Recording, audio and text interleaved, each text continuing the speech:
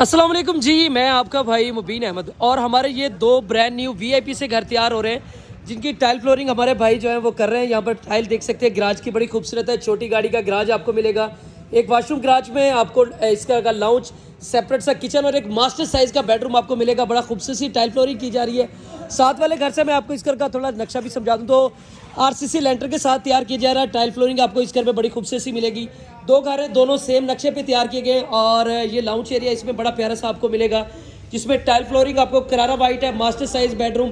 इसके अलावा किचन आपको यहाँ पर जो हम फुल रेडी टू मूव करके देंगे, बड़ा खूबसूरत सा आपको इंशाल्लाह मिलेगा। 30 फीट का रोड है, 30 फीट के खुले रोड पर ये मौजूद है। New green city housing society Gajjupatta Ahlu road में ये घर वाक़ है। सिर्फ और सिर्फ 30 लाख रुपए, 30 लाख रुपए में इनमें से आपको रेडी टू मूव कर इंशाल्लाह मिल जाएगा। तो बाकी मजीद डिटेल, मजीद मालूमात के लिए भाई का चैनल सब्सक्राइब करें और सस्ते तरीन घर लेना चाहते हैं तो आपका भाई का चैनल लाजमी सब्सक्राइब करें।